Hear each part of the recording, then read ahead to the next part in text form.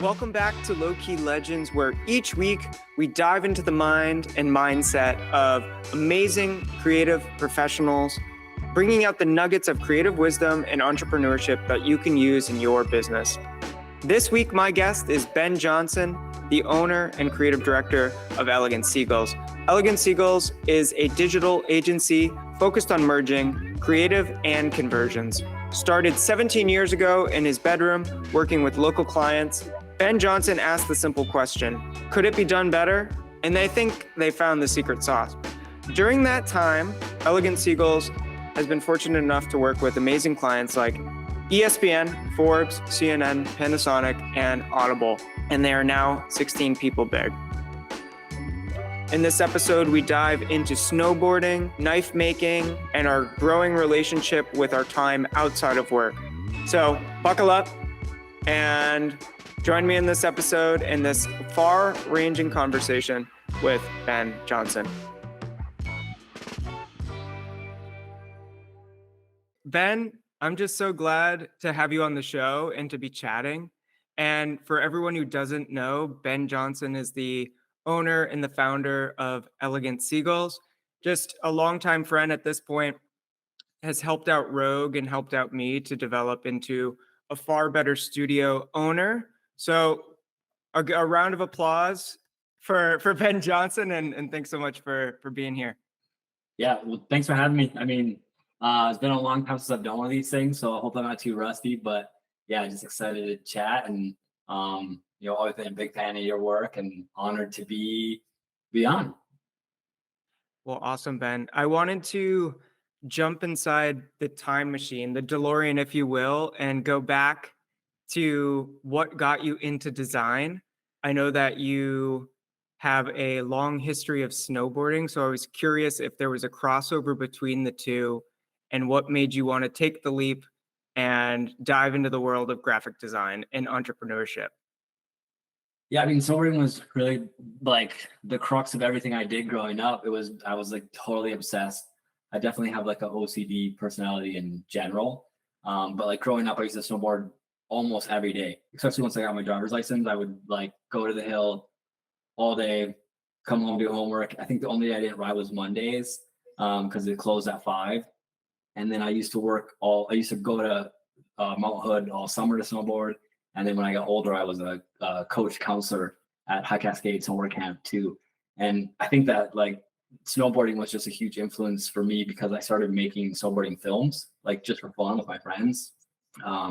And we always made just dumb names. Like one was called Tickle Fight, and then Elegant Seagulls was actually a name of one of my snowboarding movies. But I think that push of like riding with people and being creative and trying to like one up each other really translated into like how I treated design. Like, so it was always like your buddy did a trick and then like you wanted to do the trick or do it better or do it smoother or do it bigger or whatever it was. And so I think that like friendly competition and just like rooting for people like kind of carried into how I treated my design career, is like trying to like find people to push you and then rooting for other people. Like, I think it's like there's too much of like a lot of people take it so seriously and they like don't keep it fun. And I think that snowboarding helped me keep it fun. And I think there's so many creative people, like some of the best designers I know were also like crazy good snowboarders. Just, I don't know if it's because of like translating that creativeness on the hill to your craft, but I definitely see that correlation in tons of people that I've worked with in the past. I've always found it so interesting how like all my favorite designers are either skaters or snowboarders or just like spent most of their childhood just outside, just kind of like hanging out and finding ways to get kind of self-entertainment or just getting into trouble. And one thing we should probably clarify is where did you grow up, Ben, that you could snowboard so much? Yeah, so I grew up in Marquette, Michigan, and that's where I live now. And I had a small mountain, Marquette Mountain. It was really tiny but we had an early park and I was competed growing up. And that's actually how I found my college I went to. I was competing, doing snowboard nationals. I did like slopestyle and half pipe. And I found like top 10 schools to snowboard at. And it was like, so I went with my dad for nationals and I went to Plymouth State, and that's when I found the school. And I was, and that's kind of like when I got into design, it was more, I was doing all these videos and filming with my friends, just having a great time. And I was like, well, I need to make like a poster, or I need to make like a label for my DVD, and I need to make a sticker, like a logo for the video. And so I just started, and I was really into art, like group drawing like crazy, and super into drawing. And so all my learning on the computer and finding out about video programming led me into then like Photoshop and starting to like dive into that. And when I went to school, I was super lucky. I think I've talked to you about this before. I was just like, well, I like art and drawing and I like computers. Like, I'll be a designer. Like, that was literally 16-year-old or 17-year-old me trying to decide what I was going to do. And just really lucked out that I liked it. And I keep, I have a lot of buddies that don't do anything that they did in school. So I feel fortunate that like just fell into something that I really enjoy and I'm good at. It just kind of like goes a real win-win. So which doesn't always happen. I feel extremely fortunate to be in this industry too. And it kind of was something I fell into. I always liked drawing like you said, as a kid. And my grandma just one day kind of like drove me to an art class of like one of her friends who taught. And so I just got good at drawing and then started taking classes at like local art schools because they offered like programming here in like the Northeast at like RISD. So you could take like after school programs and just kind of learning little bits of like Flash. I was like, shit, animation's so cool. Yeah, that's awesome. Yeah. Well, So pretty much a similar story. Yeah, that's what got me into web so I was in school and I had a BFA in graphic design. So a lot of type and just traditional design sense. And I saw somebody in Flash that was animating, and it was like literally like it was like a ball bouncing, and then like it knocked over like a wall or something. It was like super basic, but I was like, "You made that?" Like I was like losing my mind that they had made this, and I was like, I have to learn how to do that. So I started taking as many of all the Flash classes, and I think at the time it was like Director, was like a one, and I did a bunch of stuff in Director. Like I did like the history of the Notorious B.I.G. and just stuff like, but I had all these like, I was super into animating and even like traditional animating where I would do like frame by frame. Like I think the first portfolio I ever did is like I filmed myself walking out and like pulling down like a what do you call it, like a projector screen, and then I actually like hand animated each cell, like drawing it, so it kind of looks like I was like line, like the kind of drank like not perfect line moving, like kind of like a skate video. And then I pulled down, that's how you transition to each of my portfolio pieces. But I was like super into just kind of mirroring traditional animation and then Flash animation. And then that's what got me into like web in general. So Flash was a big part of, got me into web because I really learned most of my web stuff post school on my own. It sounds like self-education and just kind of trying things and exploring has been a big part of your kind of creative journey in kind of your schooling, but also kind of transitioning to creating elegant seagulls. Has that been something that you've cultivated all of your life in just kind of self-interest and self-mastery? I think so. Yeah. I mean, I think I was just like video, so twice off the top of my all the video programs. This is probably like pre-YouTube, right? Where you just like would look it up on YouTube. And even when I first built sites breaking away from tables, I mean, that's how old I am, right? So I'm old man. Like learned all tables and like Dreamweaver. And then CSS was becoming like the real kind of big thing. I was like, I need to get on the forefront of CSS. And I bought a book and just like did step by step how to build a site in CSS. And then I think just a lot of my other just pastimes are self-taught and just learning through trial and error and trial by fire. And I think carrying that through in business, like a lot of things in Elegant Seagulls history is just trial by fire, right? You just learn, get better, make a mistake, and take the risk. And if it doesn't work out, you hope we don't make the same mistake twice and keep going. So same thing we talk about, like being an agency owner, and I never worked at a big agency, so I didn't have like a background like this is how you should do it, or this is how it's done, this is how you quote, this is how you pitch. It was just all through going down flaming flames sometimes, and Hmm. then, you figure it out and you get better. And yeah, it's just been a fun experience. What made you want to take that kind of first initial risk in actually starting Seagulls opposed to working let's say a traditional agency job? So I had a job right out of school. I was like one of the few. I applied to a job in my hometown. I got the Mm. job as a designer in a small town, small agency. I was basically like me and one other guy, and then the owner.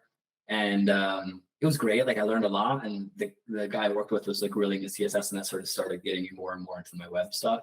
Um, and then my buddies from college were like, "We're moving to North Lake Tahoe. Do you want to come?" And I was like, "I'll quit tomorrow." So I like quit. I had some money saved up, so I quit, and I was basically just a snowboard bum for a year. And when I was in California snowboarding, I started doing work for North Star Tahoe, so I got like a free pass doing all their like pamphlets and brochures for snowboarding competitions. And then I started doing stuff for like Snow Park Technologies, like stickers and shirts and just one-off stuff. And then they would, I did stuff with my landlord, but I was starting to really trickle into like the snowboarding side. And I was like, I think I could like just do my own thing almost. And that sort of sparked some of the early ideas, but I still had a dream to work in the snowboarding industry. So I was applying to like DC, Burton, a lot of like the big players, but it was a tough time. I think it still happens. It's like, well, you need 2 years experience, but how do you Mm. get that first job with 2 years experience? And I got really close on a handful of interviews. But I think just being not living in the area made it tough.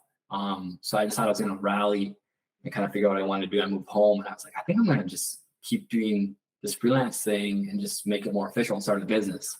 And that's when I started Seagulls with my mom. I was like, I need a name. And my mom's like, we got all this stuff from your senior thesis project for Elliot Seagulls. Like, use that. And I was like, yeah, it's cool. It's funny. Like, people remember it. It's fun oxymoron and like kind of it's not like Johnson and Co. or something like that. Yeah. And so I just decided to go for it, and like super old school. Like I went like boots to the ground. Like I went to the builder show and I passed out flyers, and I went legit door to door to businesses in Marquette, just handing out things. And I kind of went with the method, like the mindset that it could just like be done better. There's a lot of people, all the local work was really like what you'd expect local work to be. It was like not exciting, really just low effort, low energy. And I made a really fast name for myself once I started the business, because I think it was far beyond what people were doing at the time in the local community. And that's sort of like how I really started. And I was like, okay, I think I can make a go of this. And I like being in my hometown. And I think I started dating my now wife at the time, who's from here. So my family's here. So it just was sort of like, I was like, I can do this and just be a Marquette. By the time, it was more about making a job for myself, not creating an agency. So that's sort of how the start of Seagulls was. That's the exact kind of methodology that I was taking with Rogue, just trying my damnedest to not work for anyone else and to create a job. I feel like I'm pretty like unemployable. Like I'm so fidgety. Oh, I Like don't know. You were on my hit list to hire for a while, but I was like, he won't want to work for me because he's got his own agency. But I would say you're not giving yourself enough credit. So. Oh well, I guess so. I'll be kinder to myself. Maybe that's a big takeaway. Yeah, and then it just kept going. Like I just kept expanding, and then snowboarding tied back into the story was, I was actually going to the chairlift, and one of my first employees was Gene Ross, which I know, he's mega star designer now. Just one of the best designers I've worked with, and super good dude. And we grew up snowboarding, competing together, and I was a little bit older than him, and I saw this like big gangly guy being like, ben. I'm like, who is that? And he's like, it's a Gene. I'm like, you're not Gene, because I remember him being like this little kid. Yeah. And he came up to me and we went up to chairlift. He's like, I heard you started like a web agency, like a design agency. I'm like, yeah. And he's in high school at the time, right? He's like 17 or something. And he's like, I'm doing web design. I build websites. I'm like, sure you do, Gene. Like, he's like, check it out, CSS designs, whatever. Yeah. And it was like super good. I was like, Gene, you got skills. So I was like, do you want to do some work for me? because I was really like swamped at the time. It was only me coding, designing, building the whole gamut. And so Gene started working with me through high school part time, and then he worked with me all through college. And like when I talk about like the snowboarding and pushing each other, like Gene was my first employee, and then I had another employee. My first full-time employee was Chad Casper. Chad's like a creative director now at like Apple. And then I had like Nick Ano, who's like a art director at Apple, and then Jim DeBrock, who's like working for Google Ventures or whatever. Like, so these guys we were all in the office and like really like pushing each other. And it was competitive. Like everyone was trying to like one up, and everyone wanted their mock to be picked by the client. And I think we were doing work like way out of, almost like we were in a vacuum, because we're in Marquette and we're just kind of like doing work we thought was cool. And this is like the early days of Dribble. And I don't think we even knew, like there was no keeping up with the Joneses, because we didn't even know who the Joneses were. Like we were just doing work we thought was cool. And then once in that competition, like those guys were like crazy good. And it was just like, I always wanted to like one up them and vice versa. And, but in a friendly way. And then I think we just got to the point where then like Dribble kind of took off, and then it was like, well, who's going to get the most likes? Which sounds dumb now, but like Dribble was like such a big thing at the time, and we all took that really seriously. So like not only do we want to deliver for the clients, but we wanted to like have the most popular thing, and you know that it was just a fun time. And then it kind of like we were like, hey, we're doing like our work was really standing out, even though we didn't realize it at the time. So that was sort of like, I think what really jump started Seagulls to like becoming more recognizable. And we started getting inquiries from a lot of bigger clients that were probably way out of our league at the time, like just for experience wise. I just didn't know how to handle it from a business standpoint, like just naive and like undercoding things, and you know, just not know what I was doing. Like we talked about before, I think I told the stories about like I remember we got like Airbnb want us to like redo their UX and like redo their tablet design. And I'm like, this is awesome, Airbnb. And we like quoted it, and it was like $6,000. Like it was just something like, you know, like it was probably like a $600,000 project. You know what I mean? It just like, and I think they probably, I think Katie Dill was at Airbnb at the time. I wonder if she remember, but I'm sure she got the quote. Was like, these guys are a joke. So like, we never did anything. But I think that's like learning trial by fire, right? You just don't know. But that was an exciting time, and I think that was when we did stuff for ESPN, and we did stuff for Forbes, and did 10 site, and we kind of like were really building a name for ourselves. But that was like a lot of that friendly competition, and I think each one of us just taking risks and really just pushing what was being done at the time. I think friendly competition is a really powerful tool, to be honest, and just gives you the ability to have friendly banter back and forth, to learn from others. And it doesn't have to be anyone that's next to you in like an office, but you can have a friendly competition with someone on the internet, whether you're seeing their work on Dribble or just kind of go back and forth and actually reach out to them and say, hey, really inspired by your work. Can I get some feedback? I mean, that's kind of the power of the internet. And what brought a lot of us together was Dribble. That's how we know each other, and other people coming on the show. It's all from Dribble and just general friendly competition back and forth, just trying to one up each other's likes. I don't know if it was you that pinged me or I pinged you the first time, but I think like I used to do that. Like I'd just find people that I like respected, or I liked their work, and I was like, I should ping so and so, just to and I think also too, just you know, that was a lot of the people I've hired have been hand selected through relationships on Dribble. Like just I think the last 3 people I hired design wise were all people that had done Mocktober and had been involved in like, and I had just handpicked, and then luckily they wanted to work here. So it's just kind of like, but I mean, I really I think that's a great way to find that. I kind of miss that in the community. That community aspect I think has been lost a little bit as a whole. I don't know where that's happening now. But I wish that something would come out that would kind of bring back some of that community aspect. Yeah, I fully agree. And do you mind speaking to kind of passion projects at Seagulls and in Mocktober, and kind of the initiatives that you have and that have started personally, and kind of Started early on was I went, it was like, I think it's like 7 or 8 years ago, but I did the Jack Dusty experiment. And that's why I go by Jack Dusty on this like sort of my handle. I don't know what you can call it, alter ego. But I'm probably too old to have an alter ego now. But it was like I wanted to do like something just to like continue to push myself and to really like test the limits of like what I was doing at the time. And so I did one project each month where I like really tried to like reinvent what was being done. A lot of it was focused on e-commerce, and I was really obsessed with like the positive negative space relationship in the design and like the grid and just changing the grid structure. And I started out, and I think that really helped put some Seagulls on the map too, is like, because I think like Nike reached out to us and like we didn't do any work for them, but like they had saw my Nigel Houston walk and were interested in how I was showing shoes in e-commerce. And but I think that was like really, it was all about like taking risks and like trying to really do stuff that I like had never seen and I had never done. And each one I was trying to do something totally different each time or exploring a different topic.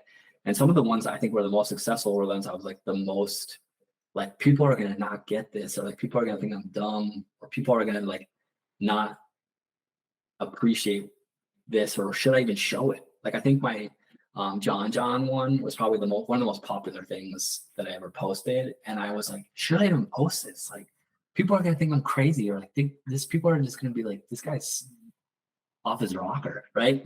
And that was like one of the most popular things I did, but I had like a ton of self-doubt, like, right? And I think that was like, I think that you gotta be, people in general need to just take more risks and like be willing to fail. Like, I think that's an important thing I try to really push with everybody at Seagulls is like, you gotta be willing to fail. And I started doing stuff with Jack Dusty, and then everybody in the office wanted to do like, I want to do that, or I want to do one. Now, like, it became like a thing. That was the start of it, right? And then so what we did, people will kind of do like one-off mocks that they wanted, like just for fun, just to be creative. Sky's the limit. Like, just the only real goal or objective was to like, my goal for them was to push themselves and do something they hadn't done and try to do something that hadn't been seen or I hadn't seen before. And then it turned into like, well, everybody wanted to do it. So I was like, let's do it. Like everybody does it at the same time. Now it's kind of started in October. And it wasn't necessarily even Halloween themed. I think the first one we did, and it was only internal. And I was the judge. I would pick, and the criteria was not based on necessarily your level of skill, but how much you push yourself. And so it was like, this person might not be as experienced a designer, but they really broke the mold and really did something creative that they had never touched, or something. They really pushed their boundaries, I guess. And then it turned into the Halloween theme. And then we were doing Mocktober's internally, and people just started doing them.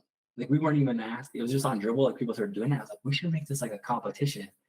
And I didn't want to make it like a big prize thing. I wanted to make it like more pride, like pride work and just a community thing. So we just gave away like the cheesiest trophy I could find. Like, I would just order like the biggest, gaudiest like American flag, and we put a goat. It was before goat was like the big thing. It was more just because I thought the goat was funny. And it was actually the designer that had said like, you shock someone when you like walk in and you see a dead goat on a fridge. There's like some famous design. I can't remember the story because it's not going to make much sense in this podcast. But the thing was that his whole premise was like, it will shock you, right? It's so shocking you can't forget this moment. And so I was like, oh, I'm going to make that the goat is the top of the trophy because it's like so shocking you can't forget it. So then we started doing the official Mocktober. We would do it internally, and I would pick a winner internally, and then the team would vote from the community on Dribble. And that's how I met a lot of people like Wesley that works for me now. He's our associate creative director. He won one of the years. And then Travis that works for me now, super great designer. He was like runner up like twice. So I mean, he was in the top 3 a couple times. And so like, that's how I got to know those guys and started to like talk with them, was through Mocktober. What a good way to kind of like find people that are a good fit for the agency. They're already kind of interacting with you and participating, and are already showing kind of this characteristic of kind of a go-getter spirit, a risk taker, already doing passion projects on the side. It's actually a really beautiful way to incentivize not just team culture, but like a community at large. Yeah, that's why I was bummed when dribbles changed all their stuff, because it seemed like that just became like everything just gets pushed and you can't even follow the tags, right? So it just that's why last year we still did it internally, but it's kind of the first year we really didn't do it with the community. But I mean, some of the like crazy, some of the best designs I ever saw were people doing stuff from October. Like that's how I got Kyle Troutman, and like his stuff is so good. I know we've talked about him before. Like he's, I mean, one of my favorite designers, right? And like just his stuff is what he was doing from October was just so next level. And then just people that would do it every year, then other agencies did it. And it was super fun. And I think just the way people approached it and the push, and every year people like kept one upping it. Like I think Mike Dessling won one year. He like not only designed an amazing Ghostbusters mock, but he built it in Webflow. It was like 3D, and it was just like out of control. Like the amount of time people spent, and then it also gives our team still a chance to flex and do something that maybe they wouldn't normally get to try, or something they've been itch to scratch. That's why I really like what you guys are doing with your quick one-offs, like your weekly. I mean, I think those are awesome. Like so much work, and let people just explore. I think more agencies should do that. I mean, it's such a great way to just get the dust off, and then just get, you know what I mean? Like, and then you might use it in your next mock, or you might try. And that's what like I was super into, like, for example, like I really like brutalist design. Like, like I just think it's super cool.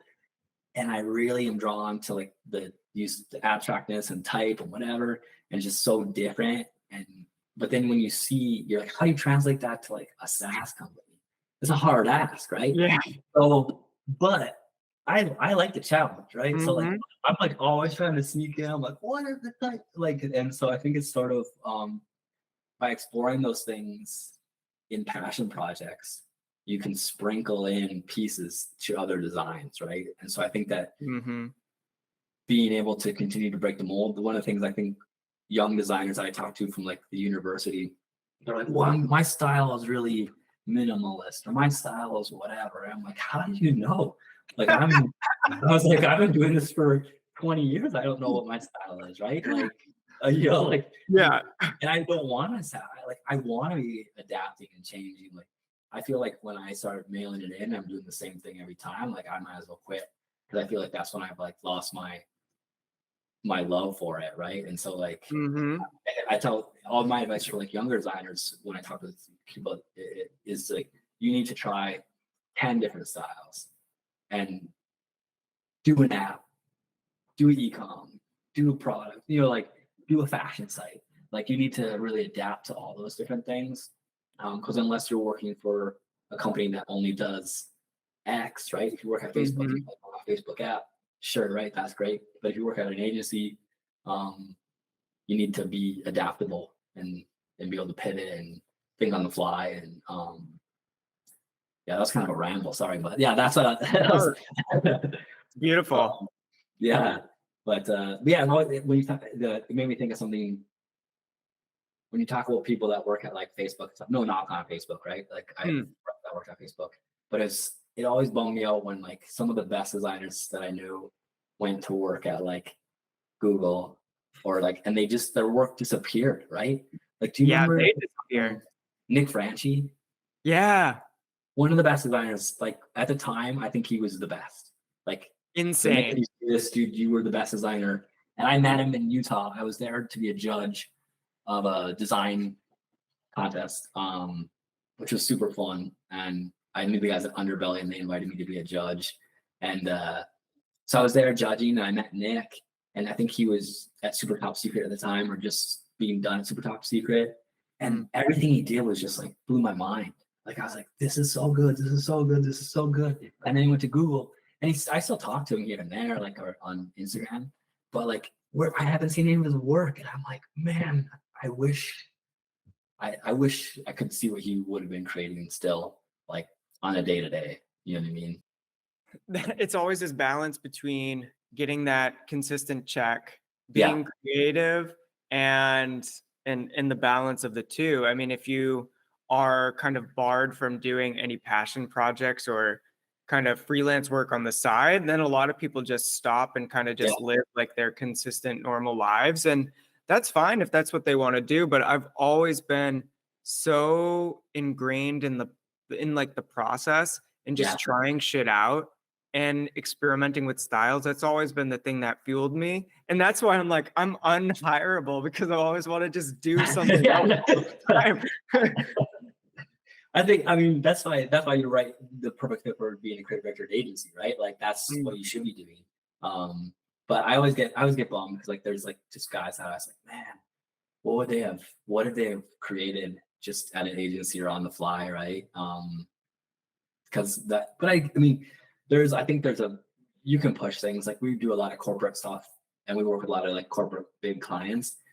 And I still think there's like a tremendous amount you can do where you can like really still push the creative and still factor in like all the conversions and meet all the stakeholders' goals.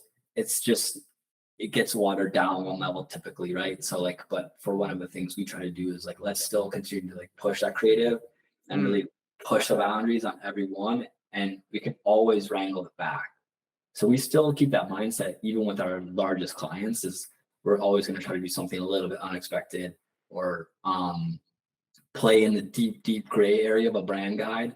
Like I Mhm. think that's something like clients come to us now is like we have this brand guide, we don't necessarily know how to use it, or like we're like feeling like it's just like stagnating. And then that's where we're like, well, let's go deep into fudging the brand standards. I call it the gray space. I don't know what you technically term would be, but just kind of like really playing in like, is this breaking the standards? I don't know, but it's working, right? And then that's Mhm. what we really do a lot of. I think our best work is like pushing those standards for companies. Do those companies come to you kind of expecting that to happen, or do you encourage that in kind of the trust building process and the kind of just general creative process that you have at Seagulls? I think both. So we Mm, have some clients that come to us specifically because they're like, we like what you guys are doing, and we want you guys to really like push our brand or push our company, and um, we get a lot of those requests. But we also like, I would say it goes all the way back to like the early days of Seagulls. Is they ask for this mock and they want like white and light and clean and simple type, whatever, and that's like their ask. So we would do that, buttoned up. Here it is, and design it the best we could, and really put our effort into that. But we also do concept two, where we kind of do our take, where I think we invest more of like our own personal like love and just how we take this brand. mhm. It might be far off from what they had asked, but we would do that as like an add-on or even throw it in, right? Like it's like, and then it was really interesting in the early days of Seagulls. It was like probably like 7 out of 10 times they picked the one that they didn't ask for. And so like we started to like continue that trend. So we'll always do one that is more outside the box and more unique and more creative, even if it's not specifically asked for. And Mm. then we'll usually always do but a lot of clients come to us now and they want more creative and they want the full pull. Just go for the creative. But I'd say since Figma, and I think just the power of like that tool, we probably do less and less traditional like full pull top to down mocks, and we Mm, do more like vignettes. We'll do like 10 vignettes, faster mhm. exploration. I think you do that. I think we talked about that before. It's like, Yeah. you know, we can give the client like more of a glimpse into where we could take it. Not like a mood board. It's more like an actual design. But then that way, before we do the whole top down, we have a pretty good sense of like, did we push it too far, or did we find the sweet spot in the middle, right? And then I think that gives us a good gauge, so we can kind of cover the whole gamut. You can have your scoped out project, but that doesn't mean that you can't give extra. And that's just added value that you're giving to them. But it's also giving yourself a creative challenge. And maybe you're even going to produce better work and push something out into the world that the client never expected and you never expected to be able to work on. And that could bring back so many more projects in the future. So it's worth it to take that risk and to jump into that the deep end a little bit and just try something new. I can honestly 100% say Seagulls wouldn't be where we are, whatever level of success Seagulls is, right? I don't know what you call it, but like we wouldn't be nearly the size or have the clients we do if we hadn't done that extra effort and extra work. And I think that was like, even the work that didn't get picked was like what the next client saw. And I think it's really interesting. I was at Epicurrence and it was like, I'm going to butcher his name, but like Tobias von Schneider? Yeah. Yeah.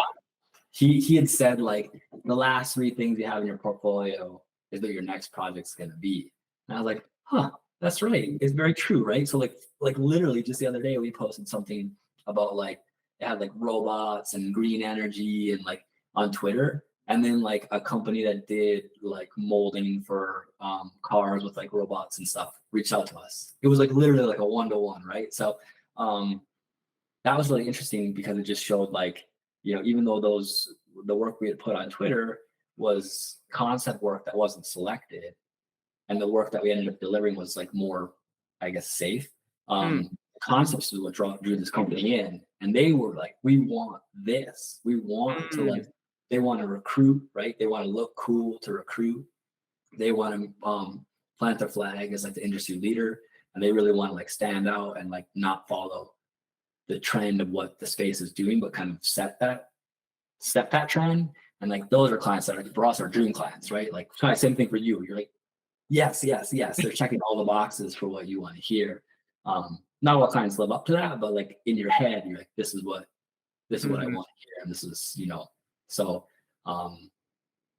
Yeah, I forgot the question, but that was it. Yeah, who knows what the question is, but I do think that's a great point of, are you being a trend follower or a trend setter? Yeah. And to just kind of look at what everyone else is doing is not a very good strategy for business, just because you're following in someone else's footsteps already. Even if you're innovating by like 1 or 2%, that's still not an astronomical jump. I think most companies are looking for some sort of jump within like 15 to 100% differentiation so that they can actually stand out. Yeah, it's tough when you get the higher level stakeholders are sometimes more nervous to like make that leap, right? They say the right things and they want to take that step, but they need some good coaching and they just see. And that's something that we've been trying to do a better job of. It's like, not only can we show this in past projects that we did the creative and really amplified the brand, we can also show how it translated into like better conversions, better sale closes, more leads. And so I think when we can show that as a 1-to-1 ratio, it allows someone in the C-suite to say like, yes, this is what we need, right? And they can get behind it because they see the dollars and cents. Or, hey, we did this relaunch of the site and we added XYZ and it's really exploratory, and like it added so many millions of dollars, right, in revenue. And then it's easier to resell that or sell it to someone else. So for us, that's like been a big part, is like, not only do we have the creative, but we can back it up with like the rationale and the numbers that like the conversions are still there. And I think that's been a big change in Seagulls over the last like 5 to 8 years. It's like we went from just doing cool creative, like that was it. Like we were a cool creative company, and now finding that like we're delivering on like all aspects of the project.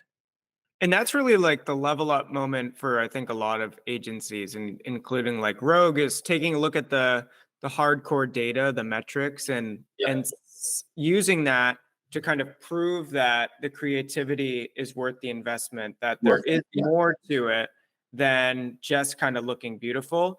And looking beautiful is fundamentally a great business decision anyways, but when it's tied to strategy plus all these other metrics, it really kind of can launch you astronomically far.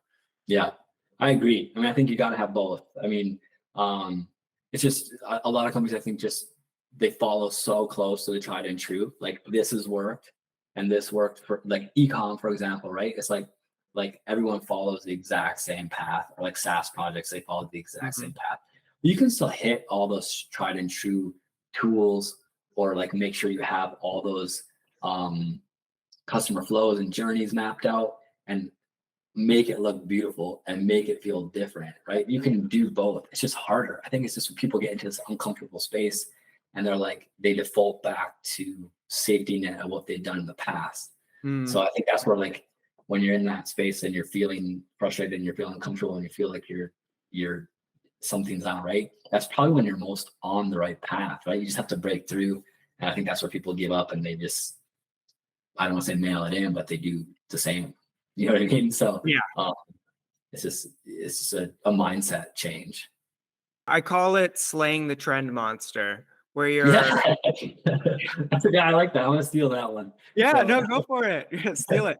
Honestly, you have to slay the trend monster, and I think you have to do that through kind of suiting up, analyzing like the situation, like any boss. You have to understand its weak points, and then you got to choose the right gear, and then you can leap into battle and make the final kill. And that's kind of when we can level up our creative work by yeah. going outside the box and doing what is different for a strategic value reason and ultimately deliver the best work. Yeah, 100%. Right now, Elegant Seagulls is how many people? I think we're at 16 or 17 right now. And then I think this is year 17, so I'm averaging one a year still. So it's like a very slow growth. But I'd say that's good growth to have more than just one. but I'd say 17 years is something I'm pretty proud of. It's a long time, right? Yeah.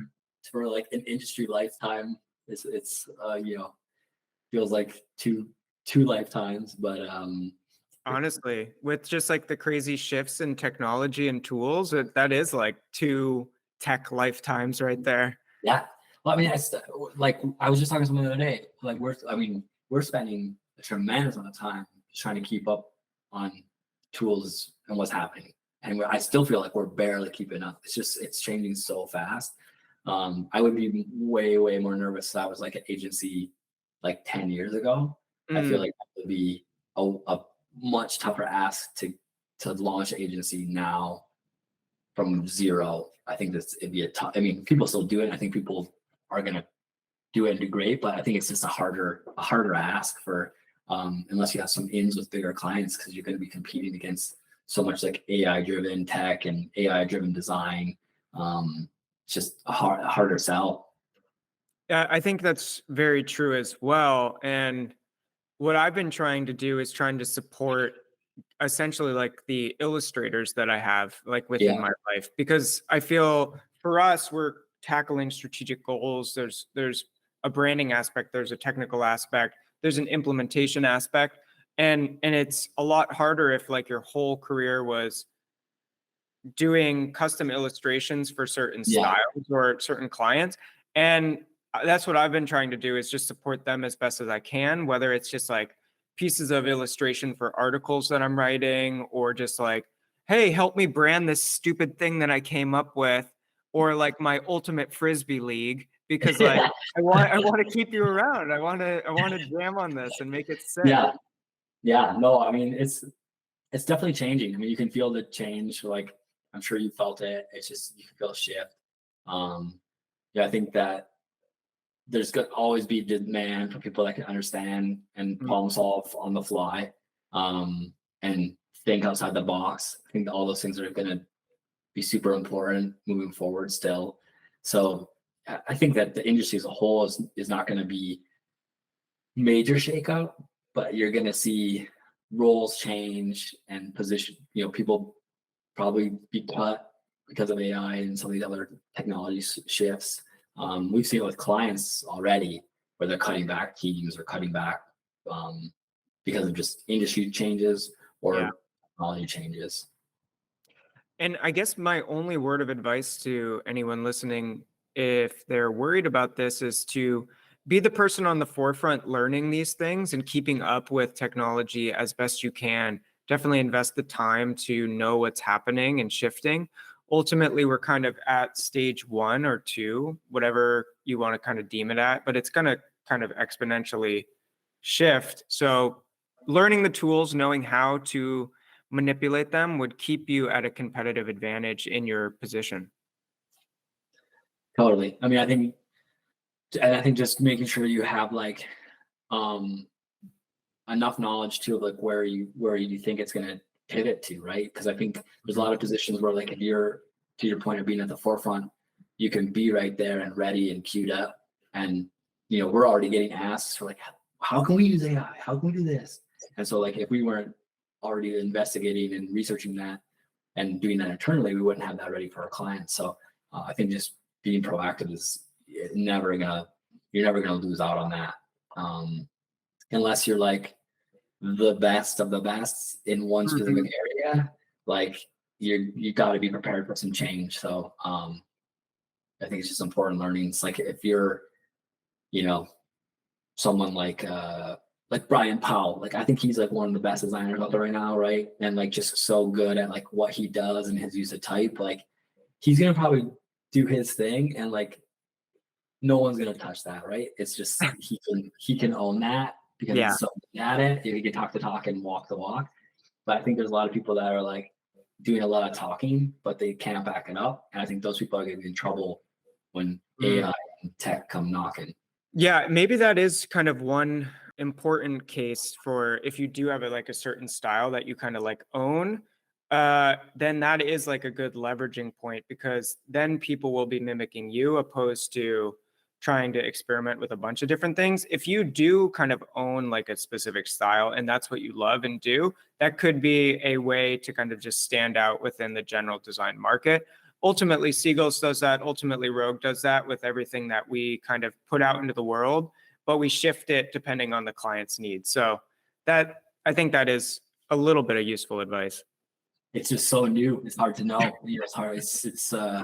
I mean, even in 3 weeks from now, it could be something totally different. And they're like, well, now in Figma, you can build your whole website. And, you know, like you don't need devs. You know, like, who knows? Like, Yeah. I mean, I don't think it's far off from Yeah. that transition of like, you could build a basic site from just hit build in Figma and you did it. Mm-hmm. Yeah. And maybe we'll get there at some point. That's what my developer, Nathan, was saying to me kind of a little bit ago. He's like, there's going to be a point, Britton, where you don't need me. And I'm going to go off and just like code little video games for myself. And I'm like, hey, man, I just want you to be happy. Your guy's good, though. I'm told you Yeah. before. I mean, so congrats on the new site. I mean, Oh, it's thank awesome. you. Like your dev team is crushing it. That thing's great. And so I think there's still going to be a demand for that like high-end, unique, creative. Like I think that's still like years off. It's going to be more like, I feel like the smaller mom and pop shops or like smaller one-off or like a little portfolio site. And that's why I said I'd be more nervous about starting an agency now. You didn't have some sort of support of like bigger companies behind you. I think it's going to be that smaller stuff that gets obviously taken first. So If you have the ability to, if you're got a light and lean budget and team, and you can kind of get in there, use the tools and churn really good stuff out with the technology, then even better. Maybe that's like a way to go. For us, definitely it's like the learning process, the high level of quality and craft and integration of kind of like the technical aspects, then it may not affect us in the same level or degree. How did the site launch go? Oh man, it feels good, Ben. Yeah. I can't even tell you. You actually gave feedback on it, and I did. I was like, I couldn't remember what I said. So but I do remember getting a glimpse. So thanks for giving me a peek. Yeah, no, but your feedback influenced a lot of things. Okay. It simplified a lot of the typography, and it also simplified some of the image usage because it was like all scattered around the page. That is like a very rogue, very Britain thing to do, is just floaty images everywhere. It gives my wife anxiety. She's like, what is going on? Well, I'm glad I helped you with a little, but I mean, it looks beautiful. I mean, you guys, like, yeah, the thing's killer. It's always nice. It always feels so good to get that thing like launched. It's just funny. I was gonna ask you, like, did you launch it and you're already like, I wish I had done this, because that always happens to me. I'm like, we launch it, and then I'm like 3 days later, I'm like, I wonder if I should change this section. You know what I mean? Like you're like already like reinventing it. So I had made a promise to my developer that I would give it some time to sit. And we have other things that we have to add to it. So we just did piecemeal. So Nexus case studies, all of the designs for the case studies, the templatization of it is done. So that's just like what will Just be plug and play working on. that. Yeah. And then it was more of I had to figure out the best way to communicate about the company culture. And Yeah. I'd done a couple of designs, but none of them kind of like fully felt finished. And also they it's the storytelling aspect. What is the best copy from a business perspective, but also from like a witty copywriting perspective? And so that's kind of like the big next step is making sure that those two are in alignment. Yeah. Yeah, it's always, I think I told you before about like when we did the last Seagull site, I basically like we had one almost built, like it was almost done. And then I think we were too slow deving it because of like other client projects. And I started seeing things come out that sort of looked like Seagull's site. Like they Yeah. were kind of in the same vein. And I was like, yeah, I can't launch this thing and have it look like a knockoff. Or I Mhm. can't, like, if you're the first and you did it, Yep. awesome, right? But if you're number 6, and it just didn't sit right with me. So then we did a second one that I designed, and it was like way different. And then we started building that one, and I was like, this just doesn't feel like Seagulls. Like it just didn't feel. It was cool and creative. It just didn't feel like us. Mm. And I was like, I think we were trying to make a pivot to not lose the sensibility of like being different and unique and creative, but like still appeal to the creative director at Nike, right? But appeal to the CMO at company X, you know. So we were trying to like find that sweet spot. And I think this one was tipping too far on the creative side and not enough on the strategy slash CMO, you know, focused demographic. And so then we scrapped that one and did the one that we have now. So it took us 3 tries. So I have a very Yeah. like anxiety already on trying to like, I'm like, we should probably start our next one soon. So it's like, I've already got like anxiety about it. But Oh my gosh, it's such a hard process. So, yeah. I mean, kudos Well, I always for thought it getting. was gonna be, no offense to anyone that does this. So if you hear this, I don't mean to poo-poo on it, but I always thought it was like a cop-out to have an agency not design their own site. Like if Oh yeah. you're a web design agency and you don't design your own site, I'm like, really? Like it just felt like weird to me.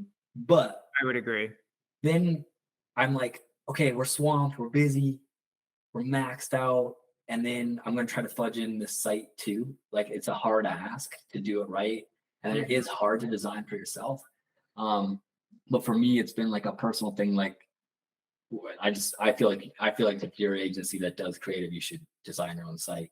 But I'm old school, maybe, I don't know. So I'm gonna second that. I think you should. I think it's different if you're like, oh shit, we kind of need some dev help. yeah, Then I feel like you could reach out if you need like a specialist or like, oh, we maybe not be able to do this style for ourselves in the code side of things. Then yeah, sure, by all means. But design it your site yourself if that's what you do for sure. yeah. If that's what you're pitching, you Mhm. know, do it. Then it comes from the heart. It comes truly from you and your team. And I think that's like the inherent value or half of the inherent value of a portfolio site. In its essence, it's a communication of who you guys are as a team and in the style that you want to do and do more of.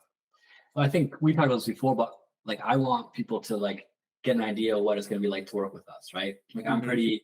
I take my work very seriously, right? And I am giving it 110%, but I also don't take myself super serious. And I'm not going to like put on a shirt and tie to pretend I'm something I'm not to pitch a client because I think that's what they want, right? Like if you don't like me now when I'm pitching to you, you're not going to like me in 6 weeks when we're trying to go through these concepts, right? Like it's just you're not going to have it. You're building a relationship on like false pretense, and you're not being like honest. So I think early on, I just tried to like always be myself, and then have our site reflect that too. Like just be ourselves. So it's kind of like I think that's an important part is then you're not trying to smoke a mirror or pretend to be something you're not. Or I mean, I think it's okay to like you want to look bigger than you are. Like I think that I think we try to still look bigger than we are probably, but we don't want to pretend to be something we're not though either. So It's all a level of like the right transparency. So you're putting the right messaging on the site.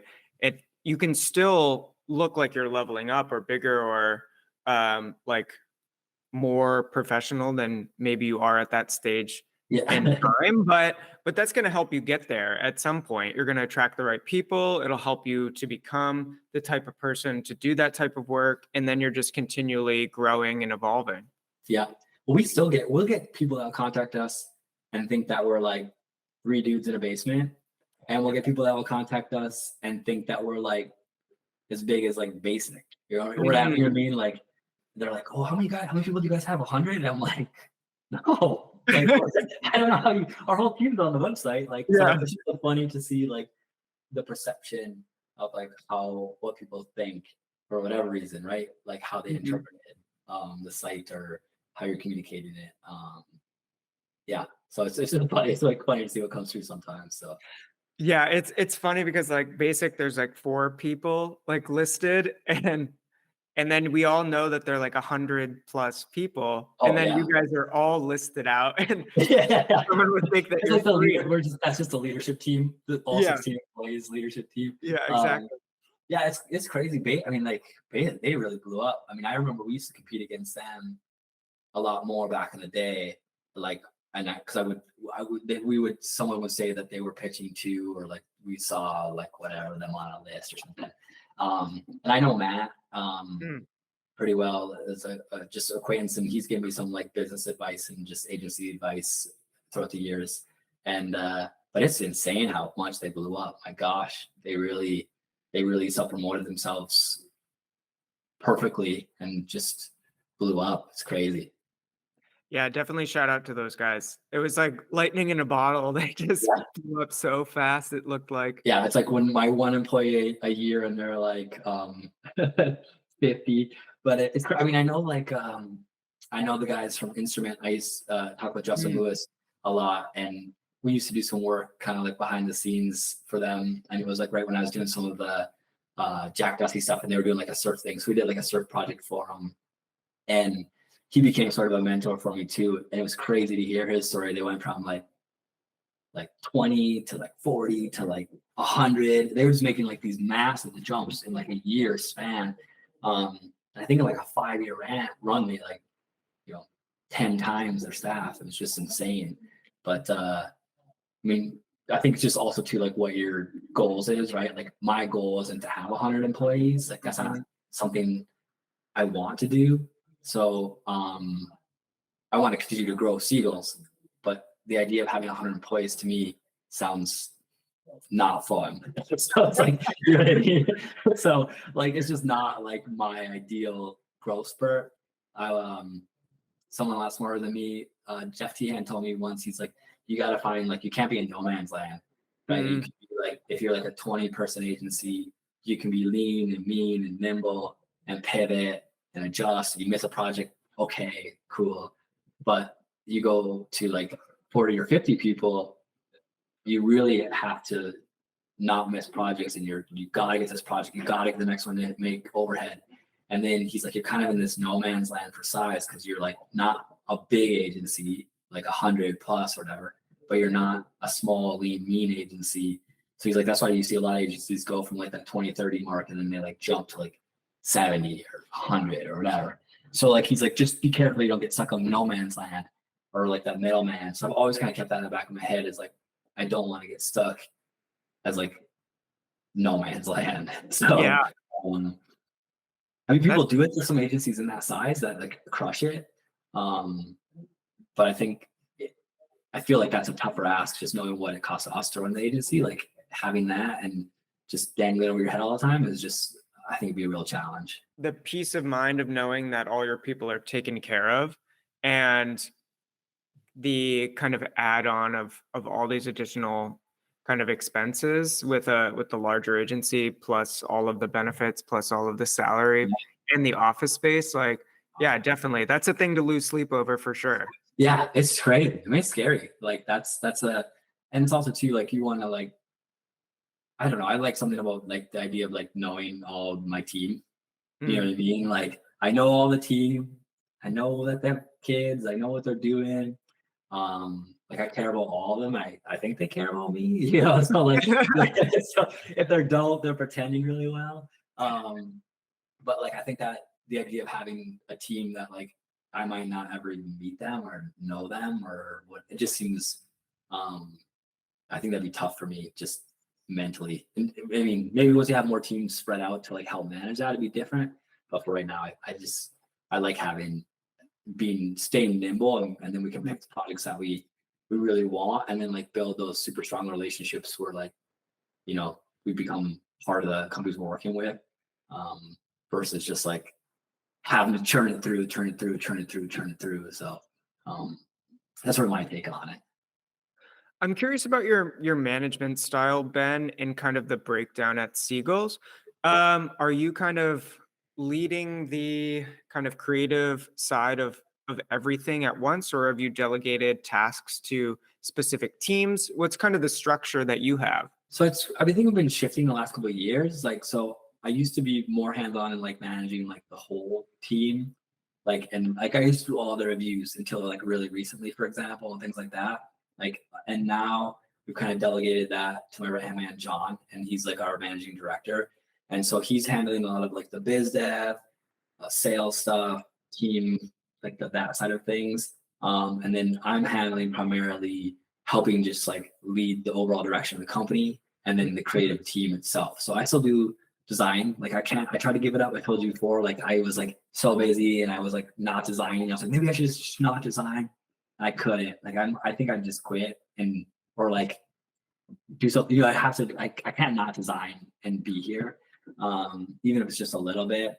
So like now I'll do a lot of like the concept work, and then I'll oversee all of like the team's work from a creative standpoint, and then I'll help with any problems that come with like clients. Like, oh, they said we're gonna do this, and now they want this, and we need to figure out. Like, I'll kind of come in and help figure out those problem issues, and then I do a lot of like the client like pitch, like when we're first going through creative and working through those things. Like I do a lot of that myself, and then we do break into smaller teams, especially once projects are rolling. So like that's where like Wesley might manage a project or Miles might manage a project.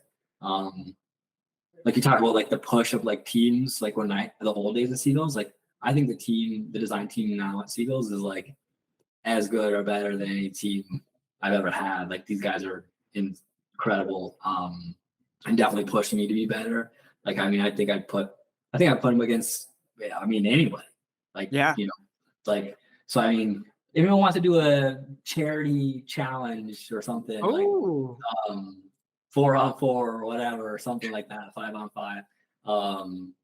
If we can do it for a good cause, I'm in. So I'll throw it out there. If someone wants to hit me up. But like, yeah, these guys are rock stars. So like, I think Miles, our art director, he's probably like, I think the best designer I've ever worked with. Like he's just an animal. So like he'll manage, you know, his projects once we're kind of going. But I like to keep tabs on them throughout the whole thing. Like it's been maybe a weird thing, but I won't let anything leave Seagulls unless I say I did it myself. And that's sort of been like my barometer. And like that's like the team, like they show me things. I'm like, would you say that you did this? If they say they wouldn't, I'm like, then why are you showing it to me? But like so like, I mean that sounds real harsh, but but like I think that like level of like the quality assurance is super important to me. Because when I see you and you say I really like that and you think I did it, it better look good, right? You know what I mean? So, what is it that saying? You're only as good as your last project or something? Exactly. Yeah. Oh, I think about that a lot. And even with little things that don't matter, like the jam of the week, sometimes I'm like, shit, I didn't like that one. And like, why'd I do that? I should have just. But those are supposed to be experimental, right? That's Yeah. supposed to be like you're gonna have some fails on those. Yeah. I'm sure. But like in the old 192 days, later. yeah, the old days of Seagulls, I used to just be like, I used to tell people just start over. Like I would come up and I'd be like, they're like, oh, hey, what do you think? And I'd be like, I think you should start over. And then I would tell them why, right? I wouldn't just leave them hanging. I'd give them the reasons and I'd give them some more guidance. I think that's part of like becoming a good creative director is finding the sweet spot of like knowing how much to give versus letting people do what they're great at, right? Like I didn't hire these people to like hold their hand and drag the cursor for them. Like Yeah. I want them to do what they're good at. I just want to help shape it into a specific direction that I think the client wants or that I want to see. But it's I think sometimes you need to just like start over. And that's something I'm actually mentoring someone right now. And that was one of the things I really pushed out. Like you got to self-critique. Like you've got to know this isn't working, and you got to be able to cut your losses and move on to the next concept or the next thing. Because you can't be critical to yourself. It's really tough to like break past that next thing or become a better designer. It's a hard lesson to learn when you need to throw something out and begin anew. And it's definitely another hard lesson knowing that you're just kind of teetering with an idea and it's not making it any better. Yeah. And you need to stop and just get it out into the world. Yeah. I think sometimes for me, I'll come back the next day. Like if I feel like I'm on to something, but it's not quite there, I'll come back the next day and I'm like, you'll get more done in an hour than you did in the 8 hours before. And I think a lot of my projects that I've had, I think are the best, most successful projects are like, I can't get them out of my head. Like I can't sleep because I'm thinking about it and I'm designing it in my head. I'm a big sketch. Like I'd like to draw and sketch and stuff, and I'll just sketch out ideas in my notebook or whatever. And that way I come into work, I'm like, I got it. Like, I think that's the best for a designer when you're like, I'm done. I haven't done anything on a computer, but it's done. Like this demo is gonna be magic. I just have to like put it into Figma. So I think that for me, it's like just pushing past that, like kind of we talked about before, like the uncomfortable space of like you're not sure, you're on the fence, and you got to just push through it and figure it out. Like, I wanted to quickly pivot. It's on the same subject line, but what are you doing outside of work in order to recharge so that you can be your best self at work? What kind of fuels you up so that you can get into the studio and crush that design within like an hour's worth of time? I know you and I could was before, but like I mean, I'm a big like get off the computer. Like early days, Ben was like I'd work all day and then I'd work on my computer at night and I'd stay up late, work on the computer. Like I just was always on the computer designing or doing something or learning something. I think with like having kids and just like realizing the importance of my time, like I need that separation from the computer. I think it's made me better. I think finding like other creative outlets. So like I still like we talk about drawing. Like I used to draw a ton as a kid, and now I try to draw every day. I'm not very good, but I like to draw every day. Just mostly weird faces. So if you ever see me like in a meeting and I may be taking notes or I may be drawing your face. And then I also I think like 5 or 6 years ago I started making knives. So like I make them totally from scratch, and I've been doing that for. And if you want to check it out, it's Jack Dusty Knives on Instagram. It's just such a different way of being creative. Like you have to think of something in the 3D space, and you have to think of it like a product. Like how does it fit your hand, and like is that going to be comfortable? Like my wife will come downstairs, and I'm like holding knives in my hand, and I'm like holding them different ways. And she's like, "What are you doing?" And I've been down there for like a half hour, an hour, and I'm like, I'm just seeing if I should make this a little narrower, or like I'm very obsessive about it. I think I've made close to 100 now, and I sell them and I give them away, and give as gifts to friends and stuff. But it's like such a good way to like detach, and I'm creative, but I'm also like problem solving, and I'm working through. I'm learning. So like I think that for me is like translates a lot to like the design side of things. Like I'm always trying something different, continuing to push myself, just trying new materials, new combos, new looks. I think it's like when we're talking about snowboarding, a lot of people that are really great designers that come from that background. It's amazing to see how many people I think are really great designers that do things with their hands. I talk about Nick Franchi. I know he does like woodwork and is like building custom furniture. Brian Powell, who I think is like one of the best designers, he's like remodeled a house next to him. And I think he remodeled his house. And like those guys are doing things in a totally different creative space, right? It's like away from the computer, but I think it's probably making them more well-rounded, considering things differently, right? It's just so I think anything you can do off the computer that's creative, like, is a huge win. And I think that's you can draw a lot of inspiration from those hobbies, and giving your mind a reset too. Like, just when I'm making knives, like I really don't think about anything else. It's like I'm very like sort of like I think I like working out.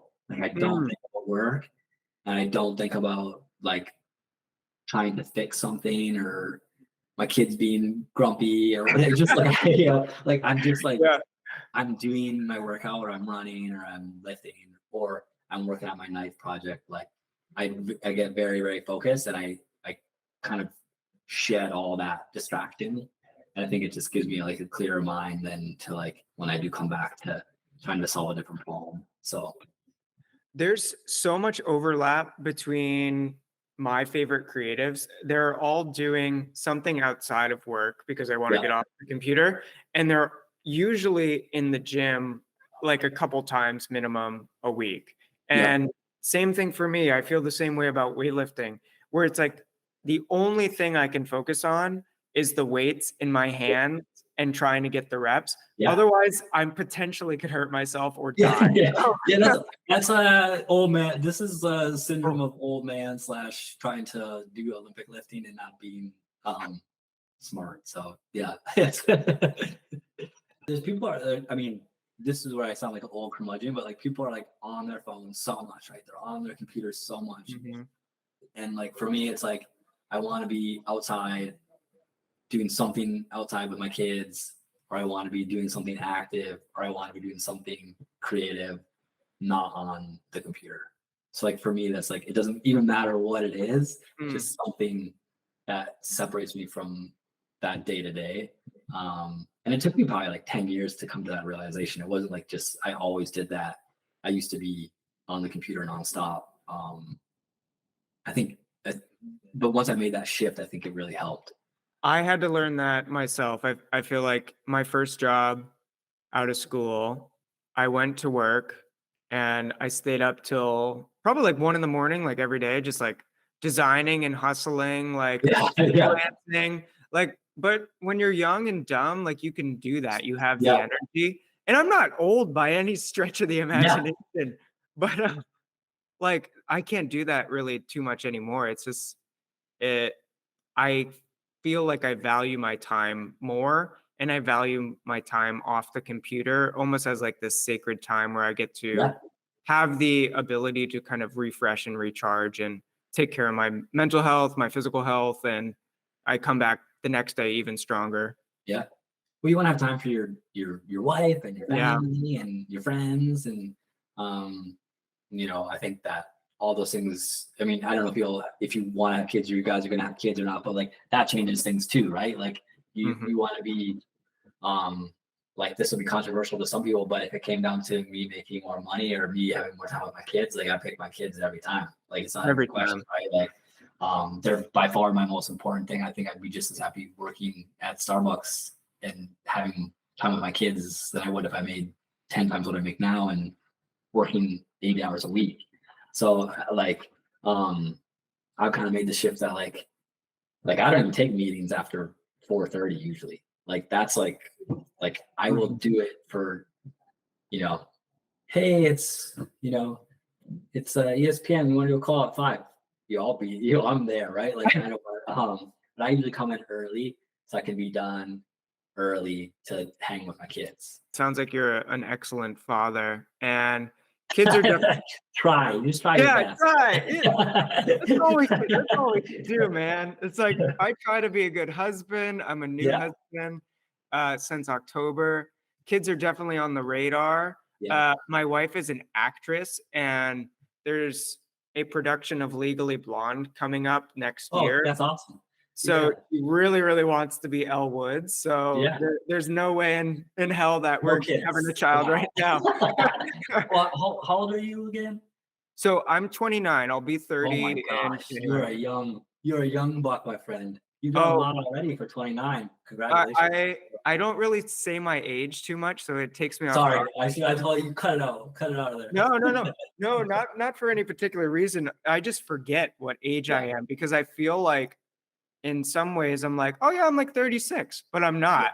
You're not. It's just, well, it's when I was. It's. I wonder if you ever experienced this when I was first starting Seagulls, and I had a lot of experience, and I consider myself an expert in my field, but I was young, right? I was 26, 28 or whatever, and like I don't know, people took me 100% seriously all the time because they thought I was young.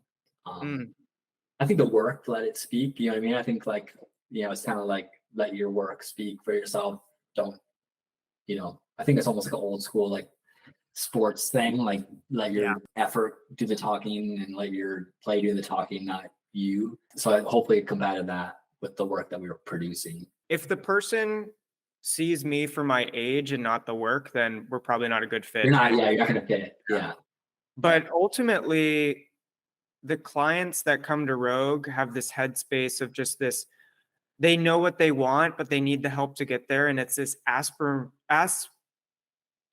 aspirational transformation of their brand or their product, and that's what they're after, and that's Yep, all they need help with, and the team they're choosing is a team that can do the job, but more so they vibe with, and yep. it's a good relationship because all work and life is kind of relationships to one degree, so you have to cultivate the right ones. Yeah. Well, it's funny, but like I always have like a running joke with guys. Like I make dumb jokes, right? Like I don't know if I've, but like I'll make a dumb joke on a client call, and if no one responds or laughs, like I know I'm like this is gonna be tough. Like I'm like this client's gonna be tough. Like I can just tell. Like, and that's just through experience, right? But like Mhm. I think there's something about being a good designer of being able to like read people. I think that's a skill that you can learn, right? It's you're born with it, but you can learn it. And I think Mhm. being able to like read between the lines of like when people are what they're saying and like what they mean, and then what they probably actually want. Like I think being able to decipher all that, like a lot of times for me, I'll find more in the nuance in between questions than I will in the questions we're asking, right? It's like a one-off statement that they make, or it's something that they bring up sort of like at the end that's sort of like an ad lib. It's not even in like a questionnaire or something that we ask as a question. And those are some of the times of things that I'll gravitate towards the most that I'll use as like anchor points of like, hey, this is what I think this person really wants, and can I get to that? Like, um, whatever I think it might be interpreted, but I think that you have to be able to like read, try to read people is I think an important skill to being a good designer. Interpretation, kind of, understanding the feelings, uh, I guess reading between the lines, these are all Yep. definitely, empathetic soft skills that we probably all need to Yeah. have with this Yeah. people. I think just, but if you get a brief, right? Like I'm guessing this isn't how you guys work. Is like you get the brief and you're like, yep, ship it. Like you're like you're definitely finding all the in between nuances of the brief. That's what you Mhm. probably like saying, and that's how what makes you guys great, is right? You're being able to like find those in between spaces and really make them shine. Yeah, I think we just try to look at the culture of the company, the goals that they're kind of setting, the team that they have, and how do we bring out the really unique pieces? And what is the kind of motto that we can create to kind of build this visual language Yep. around all of that and then really make that shine. So if Yeah. we can do that, then we pretty much have a home run. But You sometimes did it's it. harder than others. But exactly, we did it. We Yeah. we got the You job did done. it. Yeah. Yeah. Yeah. That's a good feeling. I mean, like sometimes you just hit it, right? And you just like just clicks and you nail it first try. And it's like some people say about golf, you're like, you do the golf swing and you're like, golf should be easy. Like it's perfect. And then the next one, you're like shaking the woods. Like that Mm. happens to you, right? You're gonna shake one of the woods every once in a while. And you bounce back and you gotta have tough skin and you know, like you can't take your work too precious, right? That you can't throw it away. Like I said, start over, throw it Mm. away and you know, rally. Yeah. When you had kids and started kind of your full family life, What did you have to do as a husband or a father to kind of, I guess, grow individually so that you could be a better leader for your team? Or was there a transformational process so that you could balance your family and work? And was that a struggle for you? Huh. It's a I'm good question. asking selfishly because I'm going to get there at some point in my life and I need help. I got to stop working, I so know. Well, people can judge me probably harshly. Is I don't think I took much time off of work when I had both my kids.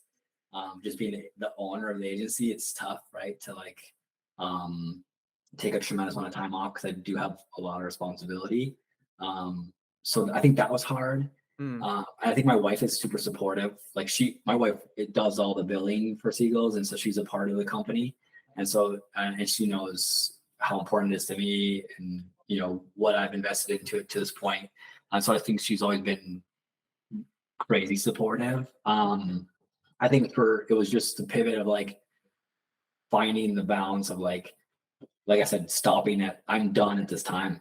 Like if you schedule a meeting, I'm not coming.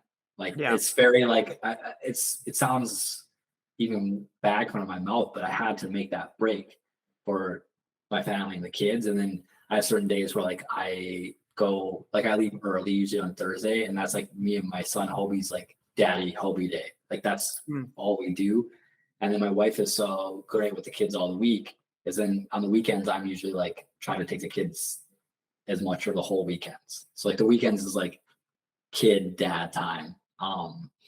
Basically from when they get up till like the end of the day. And we do stuff as a group. Like we still do stuff as a family, right? Like but like if my wife, wants to just do her own thing, like mm, it's cool, right? She's been with the kids all week, and I'll rally and take the kids, and they might get stuck going to the gym with me and doing stuff they don't want to do. But yeah. like we have a great time. And so I think it's just making sure you have like clear boundaries is be like my only advice is like just really setting and sticking those boundaries and then knowing what to cut out, right? Like I had to cut some things out that just became less important. And I think you realize how selfish you are when you have kids. Like I was spending so much time. I used to spend hours doing night stuff, right? So now I might spend half hour every other day, right? It's just like something has to give. And it's just prioritizing. And for me, like my kids are the most important thing, and my wife. So like other things just got sort of cut.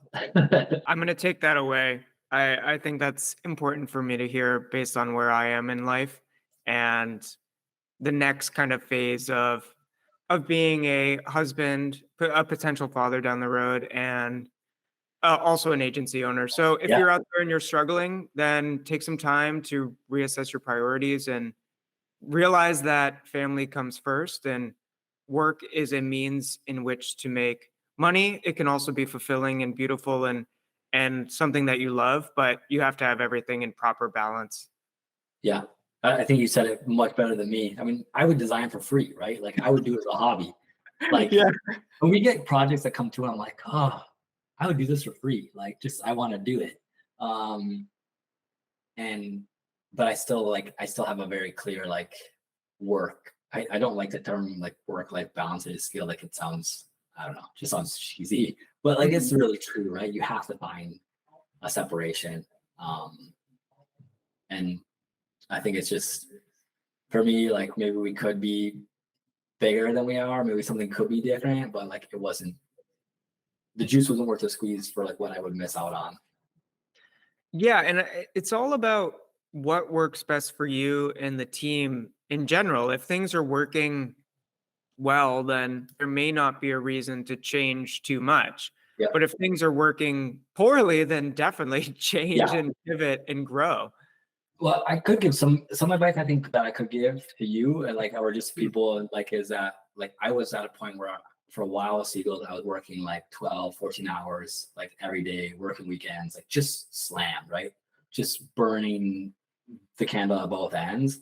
And then it was really identifying that like I needed help. And so I think once I got more people, like just finding people and delegating appropriately and finding people you really trust, then it becomes that much easier for like you to make that separation because you know the work's gonna get done how you want it. You know these people care as much as you do or close to. And so like that was something that was a real pivot point for me. It was like investing in people that could help me have more time. And that cut into like my bottom line, right? But it Mm-hmm. also freed up a tremendous amount of time for just life in general. Mm-hmm. So, I think that don't be scared to invest in some people that can help you, not burn out, I guess. You know what I mean? So, one of the big questions I had for you is like, we talked about like inspiration a little bit and like talk about like some of my favorite designers. Like, I'm like, I think what you're doing at Rogue, you guys are like inspiration to me. And I think like on my radar is one of the like agencies doing really cool work. Like, where are you finding inspiration? Like, what's inspiring you? Like, where are you finding? Like, I feel like you guys keep reinventing and like are doing, I would consider some of the most innovative stuff that I'm seeing. Mm. And I'm just curious, like, where are you finding your like, where you find that inspiration from? Where I get inspiration from is a lot of the outside of the design world. I listen to a ton of music, and first and foremost, I think music is my greatest inspiration because I kind of interpret flow and beats and the kind of vibe of a song, and I can kind of think about that and translate it to design. Like, what is the essence of this brand? Like, what would they be listening to? Who are the people at the concert? Who is like attending like the line for like the promo like drop outside the store? Like, what is the culture and the subcultures that are kind of hanging out here? And then I can kind of work on the aesthetic. I really am inspired by like really dusty old record covers. First Okay, and yeah. foremost, like I love that stuff. Like I love anything old and kind of weird, and that could be architecture. Like I live on Cape Cod, so there's a lot of like Cape Cod style homes with like the beams, and I'm really inspired by that type of architecture. I watch a lot of like Architecture Digest. But then my second love is cooking. So if I were to go out of business right now, I'd probably start like a taco food truck that sold like cold brew, and that would be like super That's cool. awesome. Yeah. I was just asking, they're like, what would you do if you couldn't design? Like, what would you do if you couldn't like have seagulls? Yeah, I don't know if money wasn't a thing, I'd probably make knives, but like the food truck sounds like an awesome idea. Super fun. Yeah, that's I think the music thing is really interesting. Like I've done it a handful of times where I only listened to one album the whole time. And that was Mm, like one of them was specific, like I did it for like Beck's album. I did just for fun, like Beck's new album. I only listened to that album the whole time I was designing. And then I did it once for a Rick Ross one where I only listened to Rick Ross's album the whole that was all I listened to. And so like it was just like that was it. Like that was the whole thing. And so like it was just kind of cool to see. And I think if you look at them, they're so dramatically different of like yeah. how they feel. But yeah, the music thing is interesting. I haven't done that in a long time. It'd be kind of fun to try that again. It's just deep diving into like Mhm. only one album or like the album you said that you think fits the client. I've never tried that. I might have to give that a go.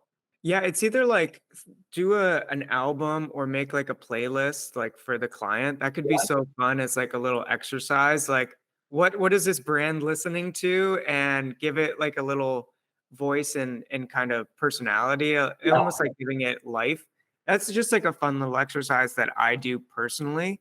But I feel like another like source of inspiration is just kind of like living my life. I've noticed that as I get older, I like certain things more.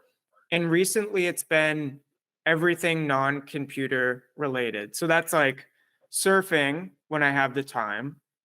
That's like playing board games with friends like Dungeons and Dragons, cuz like I'm a nerd at heart. Like I love like fantasy, and I love like the imagination attached to like Dungeons and Dragons. I don't play like that much at all, but just like the act of it or like listening to it is just like so fun to me. So like that is a huge source of inspiration too. And that's a little bit of where Rogue came from, was just like yeah, old school fantasy. yeah. I like that. I guess my other big question for you, I'm just curious, like, and we've talked about this a little bit one on one, but like, well, like where, like what's your goal? Like where do you see taking Rogue? Like you guys kind of have a different business model. Like you kind of have some of your like contract work, right? That are like not full-time staff, and you have some that are full-time staff. Like where do you see Rogue growing? Like do you have a size that you're shooting for, or like an ideal vision for like the next 5 years for Rogue?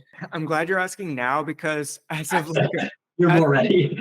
yeah, as of a few weeks ago, I wouldn't have had an answer. I'd been like, Okay. I don't know. Ultimately, since you asked, my 3 to 5 year goal is to take projects that are a perfect fit, and I love the founder, and we have a great relationship, and we're doing something unique and different and aspirational, and putting that out into the world. So that maybe that's like 70% income coming into Yep. the studio. And then 25% is from other things that we create internally, or from certain kind of like brand deals. We just have come to this point where we want to kind of give back to the community and just do more selfless activity. And that could be through this podcast, or like open source materials or other things. So hopefully the law of reciprocity will kick in, and we can kind of start building more and more businesses that turn into other things. And then maybe the 10-year goal is that Rogue is only working on things that we've created in this Rogue ecosystem. And maybe that's like 75% and then 25% client work. So it's like a grand vision down the road, just so there's not as much like churning and burning through projects, and we can kind of create things that we want to, and almost be like a little bit of an incubator, if you will. Yeah, that's cool. I mean, I mean, it definitely gets to be a slog of like the churn and burn of clients, right? It's like, it's having your own, it's interesting how many agencies are like developing their own products or their own spinoffs or like their own education or whatever it might be. That's something I always considered for a while, was like doing like I was gonna do it for free, but just do like some sort of like education course of sorts. I always thought it'd be cool to be like a teacher. Like that was something I think someday like long term, if I was like retiring type thing, like be a professor. But I had such great professors, and they inspired me so much that like I thought it was like, oh, it'd be cool to give that back someday. It's just now it's like the time to invest into like make a course that would actually be like people would want to take, or like want to like write a book. I know like Bill Kenny, he's like an inspiration to me, like such a nice guy, and like just built such a tremendous business. And like I know he just wrote his book. I haven't read it yet, so I can't speak on it yet, but I was like, that's so cool that Bill wrote a book, and I've got to read the thing. And I was like, could I write a book? Like I just like maybe like, you know, like I don't know, like I don't have the following of like Bill, right? So I'd be like, he can leverage such a tremendous like name recognition. But I do think something like that would be a fun challenge given the time to do it right. I do think that it would be a fun challenge. And I think that you could have a pretty compelling book, whether it was like just a short one, like a short paperback one. Yeah. I'm going to push you to do it, and I'm going to make you do it myself. Let me talk. You say, well, how's your book coming? I do think like I had like I was for a while I was gonna do like a spin-off of like the education thing was gonna be like I had the Jack Dusty experiment, right? And I bought, I think I owned like the poopdeck.com or the poopdeck.co or something like that. And I was like, I'll do the poop deck, and it'll be like this educational thing. But the book I think would be cool. I just need to figure out like where I can you know, how to, I think it's also too like you put yourself out there, like is this thing gonna be, how's it gonna be received, and can you bring value? Like I don't want to write a book just to write one.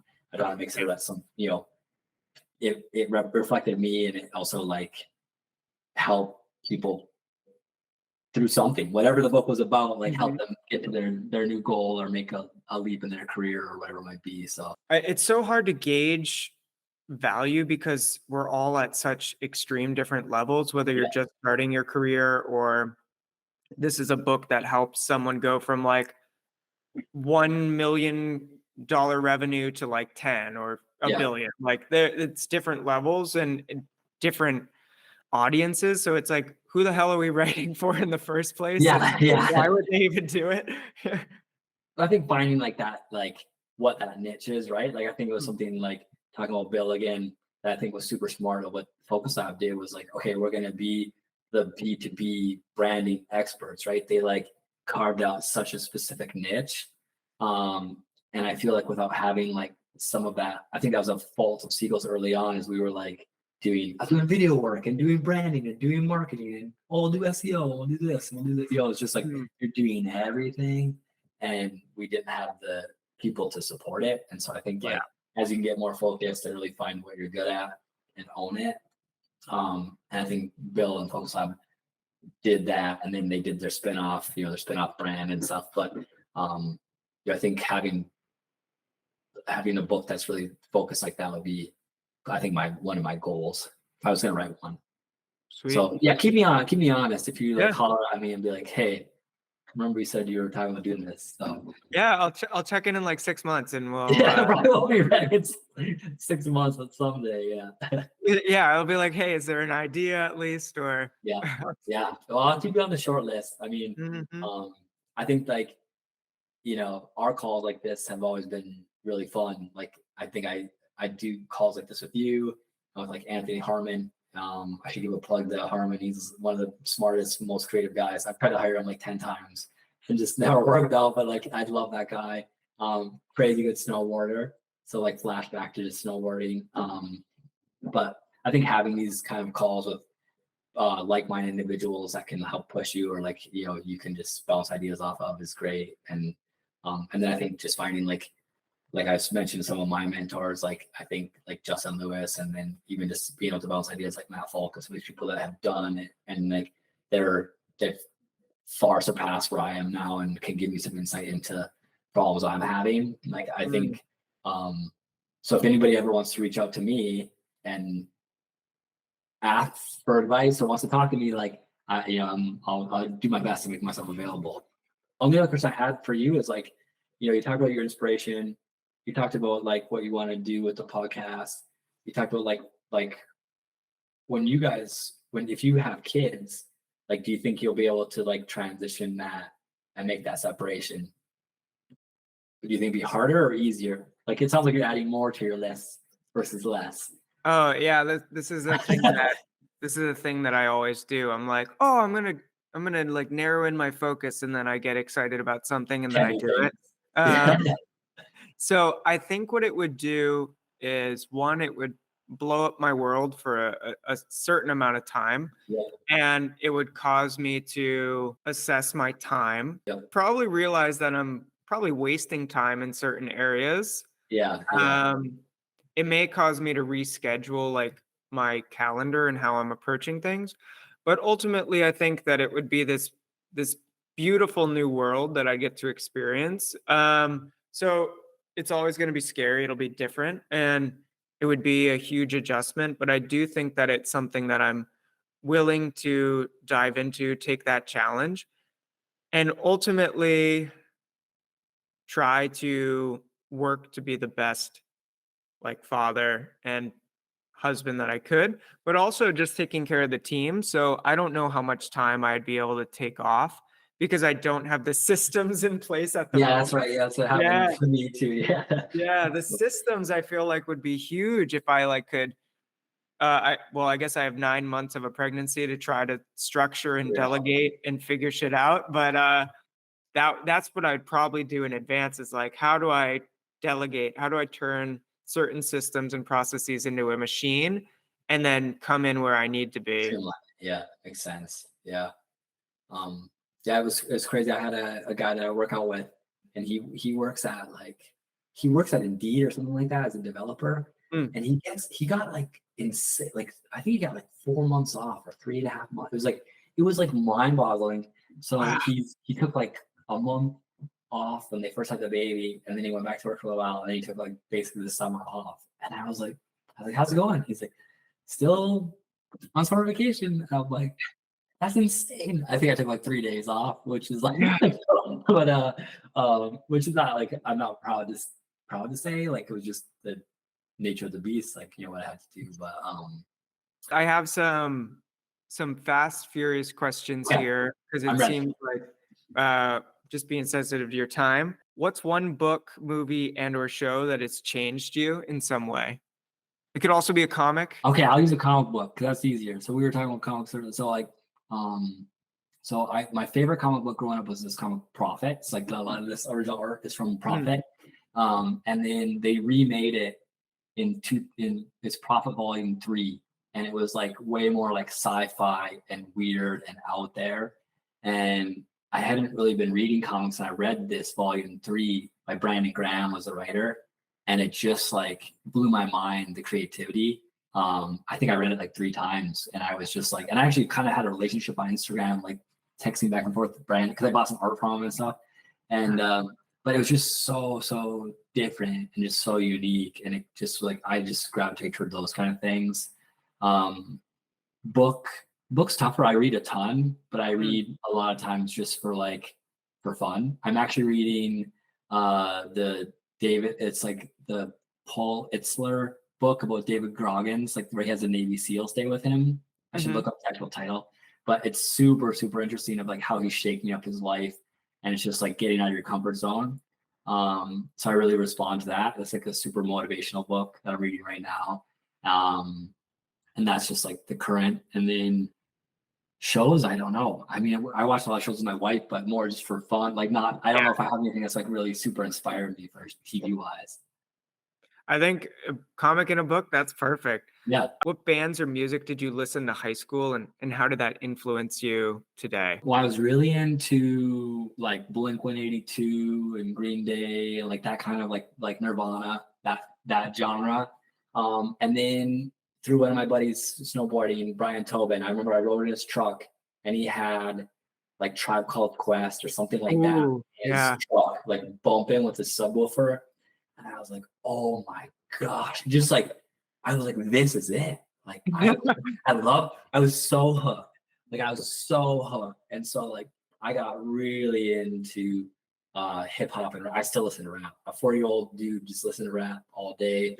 Future playlists, you know what I mean? Like, I'm just like, when I love rap, but I really like that kind of like more vibey, like Tribe and like that kind of stuff. So I listened, but that was like a tipping point. I remember like vividly, like the day that I just was like, I love hip hop music, and I was hooked ever since. It's so steeped in like jazz and culture and this blending of a million different genres. To have the creative courage to just like chop up music and to blend and fuse things with samples is like so inspiring to me personally. Oh, so good. You make me think of Guru Jazzmatazz. Like, I mean, that like just that. So I just love that. So, living or dead, who would you want to have lunch with? I'd say my grandpa, but he passed away.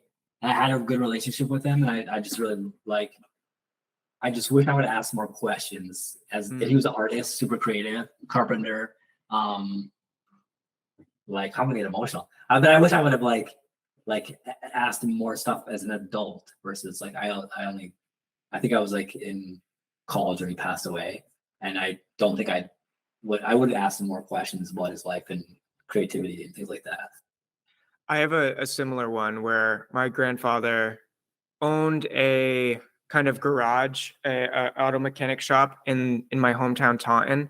And he kind of passed that same work ethic on to my mom, and she started a theater for children.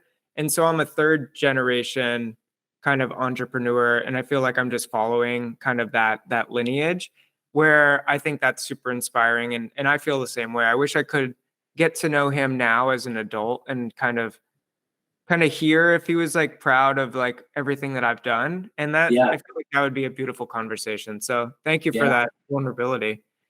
Yeah, no, I wasn't really ready for it. So yeah. So I guess I'm a big softie at heart here. So I feel like most creatives are just big mush puddles, regardless of the exterior, of the muscles or whatever we got going on. I gotta look tough, but I'm not at all. So awesome.